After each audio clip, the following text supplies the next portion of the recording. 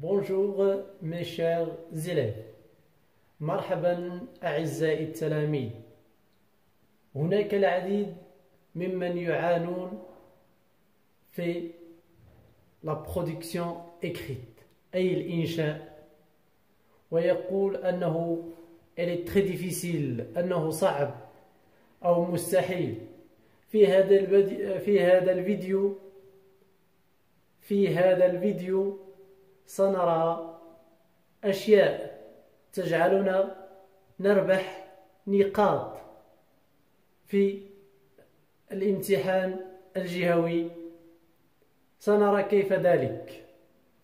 أولا un texte argumentatif، بمعنى on donne des arguments، نعطي حجاج. pourquoi؟ pour défendre ou bien réfuter، لندافع أو نرفض فكرة une thèse أو أطروحة ما. ننتقل الآن إلى كيفية كتابة هذا النص. أولا، وهذه معلومة يجب على كل التلاميذ معرفتها، أن في الامتحان الجهوي c'est obligé d'avoir un texte argumentatif، لا محيد عن وجود نص حجاجي، وبالتالي يجب معرفة كيفية التعامل معه. النقطة الأولى، la production se passe en 3 étapes. خصنا في لا برودكسيون ديالنا تبان 3 د المراحل: l'introduction، le développement et la conclusion. مقدمة، عرض، خاتمة. ماذا سنفعل مثلا في المقدمة؟ في المقدمة لدينا اختيارين. أولا لا ديفينيسيون، أنني سأعطي تعريف باغ اكزومبل أي ظاهرة ولا أي سوجي، أي موضوع سأقدم تعريفا له. وإن لم أعرف التعريف فلا مشكلة، هناك خطة ثانية أي لا reformulation. ما معنى لا reformulation؟ سأرجع ذلك النص الموضوع ولكن بطريقتي، أي لدينا نفس الموضوع المطروح، سأقوم بتغيير بعض المصطلحات، سأقوم بتغيير الكلمات، وسأرجعه بطريقة يحس بها المصحح أني قمت بمجهود. أول حاجة. ثاني حاجة، c'est-à-dire je dois donner mon opinion، غنعطي الرأي ديالي. soit je suis contre، soit je suis pour. وهنا يجب على التلاميذ معرفة شيء مهم: être pour ou bien contre، أنك تكون مع أو ضد، هذا لا يهم المصحح، ماشي شغل المصحح. فهمنا؟ دونك ما يجب أن أقوم به في لو بغيون ديالي أو في الوساخ، أقوم ب contre par exemple et pour، وأرى حجاج التي سأستعملها et je vois mes arguments ou bien les arguments que je vais utiliser. إلا شفت باغ اكزومبل بلي عندي بليزيور arguments ici ندير contre. عندي plusieurs arguments ici ندير pour. فالمصحح لا يهمه لا أنت متفق أو أنت معارض للفكرة، ما يهمه هو ce qu'on appelle les arguments، الحجاج التي أعطيتها أو أدليت بها. اتفقنا على هذا c'est-à-dire pour ou bien contre. نمر إلى شيء آخر. بعدما أدلي برأيي سأمر إلى الدفاع عنه. سأقوم je vais donner des arguments. هذه الحجاج يجب أن تكون مرتبة متسلسلة، بمعنى لدينا طرق عمل ذلك. d'abord voilà أولا وغنعطي argument 1، غنعطي l'argument الحجة الأولى بلس ان اكزومبل ان استطعت. وباش غنعطي هاد لوطخ، باش غنعطي هاد ليكزومبل ممكن غنستعمل باغ اكزومبل صافي. وغنعطي المثال ديالي هنا، غندير بوان، غندير ensuite فيرغول، غنعطي l'argument 2، غنشرح داك l'argument 2 c'est-à-dire. تفهمنا؟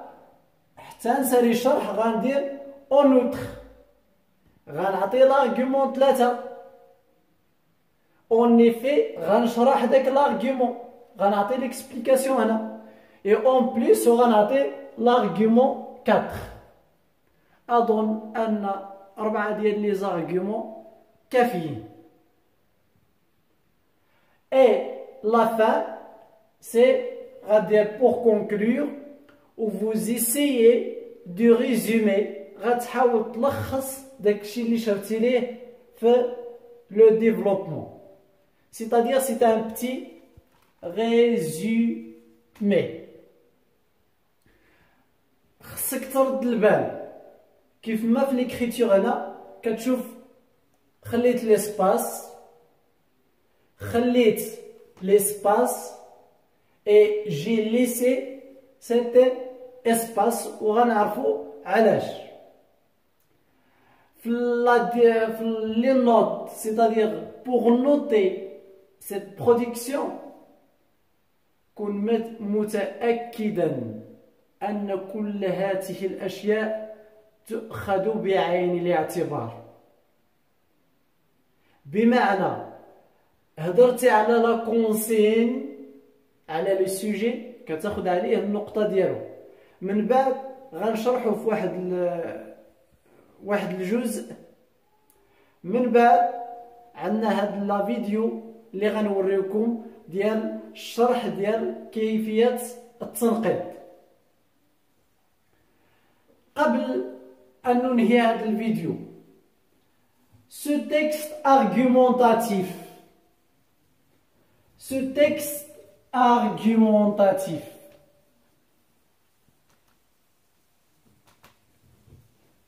تأكد عزيزي التلميذ لن يأتي من السماء، يعني أن الموضوع سيكون واحد من les thèmes étudiés dans l'un des œuvres. يعني غيكون واحد الموضوع من دوك لي تيم، من دوك المواضيع اللي ناقشتهم ديجا داخل الفصل. غنعطيو اكزومبل لا بواط ا ميرفيل Dans la boîte à merveilles, on a quel thème? On a le thème de l'enfance. طفولة. On a le thème la solitude. الوحدانية. On a le rôle du père. Par exemple, dans l'œuvre d'Antigone, la pièce théâtrale Antigone. On a par exemple la loi. On a le thème aussi de l'enfance pour l'œuvre de Le dernier jour d'un condamné. On a la justice.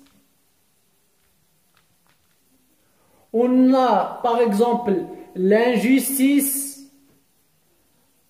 On a est-ce que vous êtes pour ou bien contre la peine de mort, et ainsi de suite. بمعنى أن هاد لي سوجي دائما غيتطرحوا داخل هاد لي زيفر. وكملاحظة أخيرة قبل أن ننهي هذا الفيديو، يمكن par exemple أن يوضع موضوع له علاقة بالأحداث التي تقع حاليا، وذلك مع ربطه بلوفر. سنعطي مثال. Tous les Marocains maintenant sont obligés de rester dans leur maison. C'est la loi, c'est-à-dire القانون فرض عليهم أنهم يبقوا داخل البيوت ديالهم ولا داخل ديال المنازل. ممكن غيكون وي اللي تيقولنا وي جو سوي بور، ولا اللي تيقولنا وي باغ اكزومبل جو سوي كونتر. الا دققنا ولا حللنا في هذا لو سوجي غنلاحظوا انه علاقه بلو تيم étudié dans Antigone. كيف ما شفنا أن موضوع حديث له علاقة بموضوع سابق، c'est-à-dire déjà étudié dans l'œuvre d'Antigone. Et là, j'espère que vous avez bien compris cet exercice, que c'est un exercice très facile. Il y a des notes كاينين نقط خصنا نجمعوهم avec un style اللي كنصحكم به، un style اللي هو très simple، جملة بسيطة. Verbe, avant le verbe on a le sujet, sujet, verbe, complément. بركة. On a par exemple ممكن غنستعملو une phrase اللي هي complexe ولكن بالقانون ديالها، نستعملوا لي ليان لوجيك اللي قريناهم في الكور ديالنا، لان ليكزارسيس ديال ليكري كيشمل جميع هذه النقاط. نشوفوا هذا لو طابلو اعزائي التلاميذ، وغنكتشفوا بلي ليفالياسيون دو برودكسيون اكريت الي تري فاسيل، وان التصحيح لا كوريكسيون تتكون تري فاسيل، وان لي نوت دي زيليف كيمشيو كوم سيل فون دي كادو، بحال الا كيديروا غير دي كادو للمصححين ولا تيهضروا النقاط ديالهم بحال دي كادو. الحاجه الاولى غير الا هضرتي على لا برودكسيون، سيتادير كونفورميتي دو لا برودكسيون على كونسيغن، الا هضرتي على لا كونسيغن ديكريتور فوالا تتحسب عليها النقطه. كويرونس دو لارغومونطاسيون، تناسق ديال لي زارغومون. ستركتور دو تكست، البنيه ديال النص. organisation et production du texte. هادشي كامل على 25%، بمعنى 5 بوان. غنشوفوا لي 5 زوطخ بوان، 5 النقاط الاخرين فين كيمشيو. لو فوكابولير اوتيليزي، يعني المصطلحات لي تيرم اللي مستعملين على حسب داك لو تيم اللي مطروح. سانتاكس، كونستركسيون دو فراز كوريكت، يعني خص الجمل يكونوا دي فراز اللي هما بساط ويكونوا صحاح. بونكتياسيون، usage d'une ponctuation adéquate، بمعنى الترقيم. orthographe d'usage et grammaire، respect des règles، خصنا نحترمو. conjugaison emploi du temps، نستعملو لي طون دو لا conjugaison، هادشي عليه 25%، c'est-à-dire 5 points. بمعنى أن l'exercice de la production écrite c'est un exercice très facile، وأننا غير تنهضروا النقط في داكشي اللي ساهل.